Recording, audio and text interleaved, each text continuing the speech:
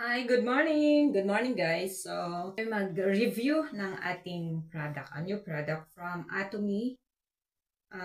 Healthy Glow Base. Healthy Glow Base. So, it cost 13 euro. It's from Korea, direct from Korea. So, wala siya sa Germany. Ating i-review siya. So, let's see. So, before that, we have to put some cream. I have here, CeraVe. So, para masimot natin yung ating mga krema, yan, ang dami ko pang nakuha. So, hatiin lang natin sa gitna. So, maglagay tayo ng cream, SPF 50.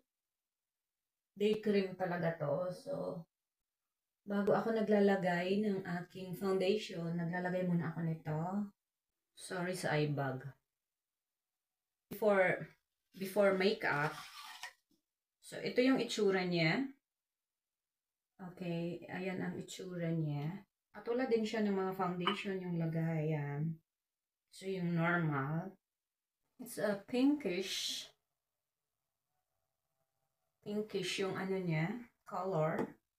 Kung ano nyo nakikita nyo dito. So ganyan siya. So ilagay natin. Ito ay SPF 30. So brightening wrinkle care. I love that kung ito sa wrinkle. Kunti lang ang ating ilagay. Parang sakto lang sa mukha. Naparami yung aking lagay. It's like moisturizer.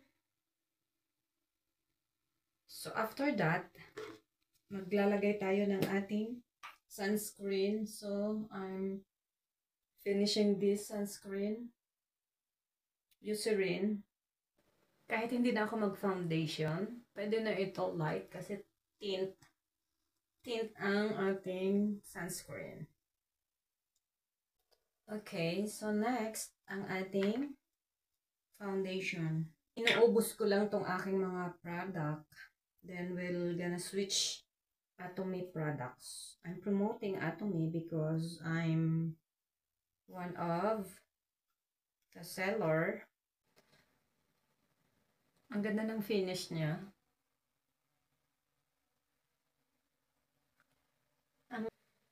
So, ito na siya. Yung finish niya. Oil Serum Mist. It's kind of moisturizer. So, pwede mo siyang gawin after or before your makeup or foundation.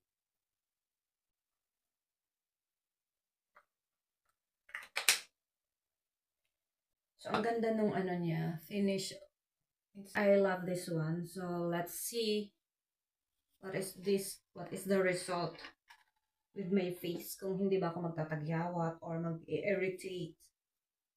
So, it's 33 ml. So, napakarami na nito.